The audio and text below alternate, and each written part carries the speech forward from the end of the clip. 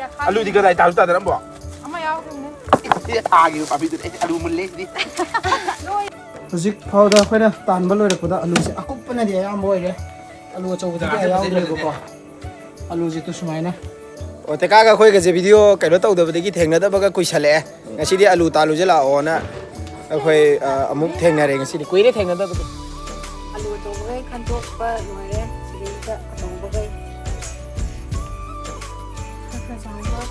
sila katang di ko play do so kaya to do yam kup pa gai sila ra kamang tan ba numit mangani gi oiba shutdown dida maitai amasung tangsu gi oiba apunba sakam yam ni sakam ne to mana punna tongere hello mayam thengna da su kuire khoi bimala sida thaba ama kana tauri hojik se khoina thajan gi ba ALU ising songpang phangi draba kharap oiraba ALU expire oiraba ai akhoi gi daw ya daba haitai ne akhoi na khoi che hoina ga numi nipani ga sangai wana thajagi ba ALU do ase yum sabai makhon ju kanna di hauri ado ALU do ngasi tanthok aje na finally ALU budi ka shu taramoi doi bot ni da tade taramoi te tade ko ye adoi tar jo ALU ama taba ani taba panbi ba bai ta ho ni ga ye ga ke ataba khara do lawtho ra ge duga akhoi champha cha tho ge hadak ki ALU thaba sida ko lesson ama di learn to hoye lesson learn to he di ALU se horak pagi han ba tharaga horak pa se ising kha pi ho ba se sisina ALU se growth phasdal hele ba chawra khra budi ising ka su ya mathau ta de ba du han ba gi wen di mathau tai ha ba se khang hore akoina hauba ngam da bijing khoto ga yenga ising kitang hai ki bado adu duga nong tu sala ga husi adu du ne hena phagale han ba thaba de gi hai bedi direct practical order learn to hore ha je yam ta da no ko kui dog di man de ALU je koro koro khokai ra ga adum ALU amani tak lokhat la ga ko adum lo shalur ga ai yom pak to mi song na ni ko khoi lambi changak pa sida daibak achau chau ba khara na pal loi ra le ra me aura khoi nokra ni na lambi je khara sengtok pi ne khoi thousand ban wai na ba to sida lai re khoi na thagi ba ALU jing do ALU jing je swang wang dre ai tai ne moi wang ba kau gre asai da budi khara hantak nong kha chu salak pa du da ka budi wang ye ko no ga ba ano acha nong no ga ra ho balak ko matam chana di chu hodra bani na sije fajabadi yam fajadre kuire video nam da acting ga tawdi kauna do mal ALU tan madang asigi kwai digi khoi gi ALU yam tan gani hana khana asa tawi je asi matai da lei ba khoi gi itaw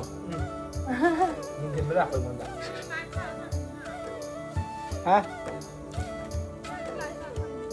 battery yam yaw en tong Thau am hau ba. sin le re khoi gi potato gi ko pai ka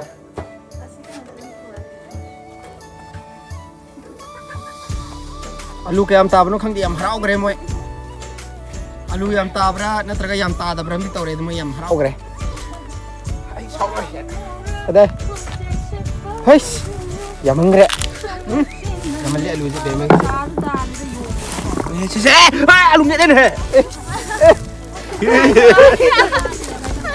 ma ai video sa rồi san ni ALU je ura macha je amu mayon chong horum jo kui man bagi Hậu chức ta liva ALU. Ano mo juga? Iyan juga asa di ka hau ne. oi ne yen je phajai ni Me khujin mot kan be ma toro ai khot pi ge. Ai si ju nai wa. Lo su ni ne. Iya. ALU di kadai tahu tak dalam buat?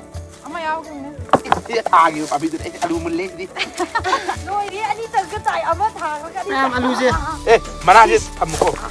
mayam sumai na ALU tan je namning atre ren loi daga kayam tha badana kg tara tha ra phangna kg ani bhandru bu Ngana ko yung ta bu ka anu ngai telo ga phok do as. ai hojik ALU je makha ta na tanjam gi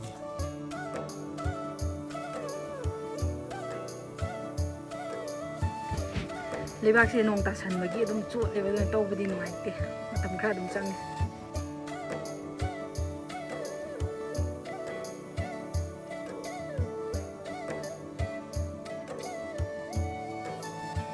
mayam tu sanabun man ba yam unique oi ba ALU museum da thamba ya ba ma lere me angang sa sumal iyo ne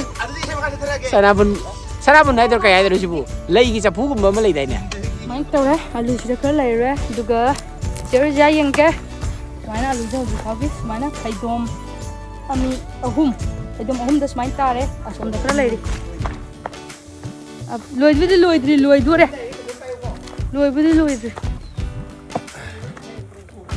Ngomong nama kenapa? si alu si suchumaina Mi hajar. Dok cha Ada mai suat ibu, mai tidak sih bu. Kau bisa lihat tabak sulit, tu seli. Memang sini memang all in one itu. Memang lagi di semua lebih juga. Memang mau ngambil colang Adik pemilik. Adik pemilik. Sina, dabe ma luau bi. Mamit kaji yang ini shock. Ya masih kan di sini lu jadi tahu masih nanti apa itu siap satu kan. Hoi, siap satu asik kan apa nanti. Kayak siap dah sekolah dah. Poti itu siap, hau loh. Nah, kamu oke, alu je thaba kan dah jompak macam apa kama kan di yau gitu nih tu dah. Alu tan bayau loh itu. Yau kan ni? Asal apa cabul loh, yau tu lah. Mana yau lah ini? Yau ni kau? Alu siapa tu selalu sih? Thambal kopi deh nungsi angang anadi bam doi do kubudi ngam jate sinjai dasat pernah gobo thambal angang basabal pusat nanti thambal di doi na bam doi do Doi apa? Kebakar. Loh deh, sah batak pun loh deh, second round namuk sudah bawa orang ke? Alu bora hum gum beri tal keno. Kadi bora no di akhirnya kinu bahe. Alu bora hum di tan belo deh, zik saki ya bu saya ngok, kau saya nam tang tau beda zik alu. Mấy nàng ngang ra xài riêng hôm cả cái yao gì. Alu ama yau deh. Ama anh yao cái đồ ăn thôi cả. Cha. Jadi makha tan ng tan dari je. Loi tan belo deh kan namu ucara aja mea. Zik powder kau dah tan belo deh kuda alu sih. Aku pernah dia yang boy deh. Alu coba kita yau deh kau. Alu itu semua na. KG kamu boy kita kesi bukan deh na. Yam dia dum yam beri yam. Alu sih. Kup aja dah kau. Semua na leh alu sih. Kita pasu leh di. Alu aku je alu yam na taba tada gini nanti na kau. So nuai. Makal maten pusi sih. Yam tada maga budi yam nuai ni. Ada di nuai kau. Si leh deh alu mayam. Aku pernah deh yam boleh kangau aku magi yam tak ada orang alu je. Kangau sahaja budi hard deh alu aku pernah yam je kok. Eda yam budi yam itu alu je. Pahir le. Ado kau nak wana thagi ni na alu je kau kg dah lising ani dah yon jara kan ni. Kau ye awaman kangbi boy na kg dah lising ani dah lebih o mayam. Aku na masih memanjai tang na yon mana te bako se. Aku ye wah betul ke haiza bani. Alu coba kai kantok pa loire sini kita coba kai. Sila katang di kopi dulu so. Kayak tahu itu jam kup pakai sila ada kamu can ba. Kan loire sih saya koi thamina ba tim gai kara ye narani atum ba kara ye narani. Aduga saat birak ba cek thadoi gi kara ga mu pirani. Aduga arem ba gai na yumbu gi. Yumbu na di na yam na phang pam thoi. Aku sih se kena yam na paisa ka yang na ka di mangi pon ko matam ni na mangi ba. Alu jam hong bane ho se kan se paisa do yang thok na ro. Ado aku na si je tau di na lam do moi lam je am chaw ga lau uba matam na khatang lau uba ne ba. Ado tai do u de bile do free de yam pa mu ba gi lam do si na je koi tim tha je na try to bane.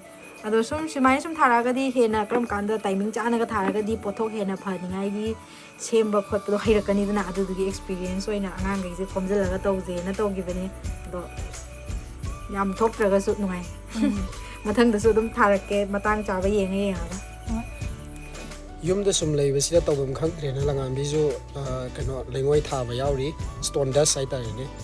Stone dust tha ba yauri ma thawai yauna nung sa marak si da ko yam harau na punsi gi ahan ba tau ba do video junam ba. Yam dum cha ba je sing di condition je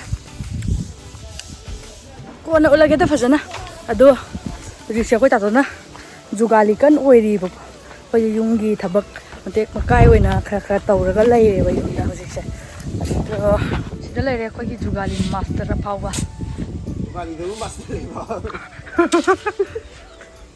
ꯖꯨꯒꯥꯂꯤ ꯃꯔꯛꯇ ꯈ꯭ꯋꯥꯏ ꯌꯥꯡꯕꯅꯤ ꯀꯩꯅꯣ ꯅꯪ ꯍꯥꯏꯔꯨ ꯁꯣꯏꯔꯦ ꯕꯣꯔꯣ ꯃꯤꯁꯇ꯭ꯔꯤ ꯍꯥꯏꯌꯣ ꯖꯨꯒꯥꯂꯤ master ꯖꯨꯒꯥꯂꯤ master ꯁꯤ ꯂꯩꯔꯦ ꯃꯥꯅ ꯑꯅꯧꯕ ꯑꯃ ꯊꯣꯡꯈ꯭ꯔꯦ ꯑꯗꯨ ꯃꯌꯥꯝ ꯍꯧꯖꯤꯛꯁꯦ ꯑꯩꯈꯣꯏ ꯆꯦ ꯍꯣꯏ ꯁꯠ ꯗꯥꯎꯟ ꯄꯥꯔꯇꯤꯁꯤꯄꯦꯠ ꯇꯧꯕ ꯑꯣꯏꯅ ꯑꯗꯨꯝ ꯁꯔꯨꯛ ꯌꯥꯕ ꯑꯣꯏꯅ ꯕꯦꯝꯃꯒ ꯑꯩꯈꯣꯏ ꯆꯦꯒ ꯑꯩꯈꯣꯏ ꯀꯩꯅꯣ ꯀꯩꯊꯦꯜꯗ ꯂꯝꯕꯤ ꯊꯤꯡꯉꯦꯕꯀꯣ ꯑꯗꯨꯗ ꯌꯥꯎꯕꯅꯦ ꯑꯗꯣ ꯑꯩꯈꯣꯏ ꯆꯦ ꯍꯣꯏꯒꯤ ꯃꯅꯥꯛꯇ ꯆꯠꯂꯒ ꯑꯃꯨꯛ ꯀꯃꯥꯏ ꯇꯧꯕꯅꯣ ꯑꯗꯨ ꯌꯦꯡꯉꯁꯦ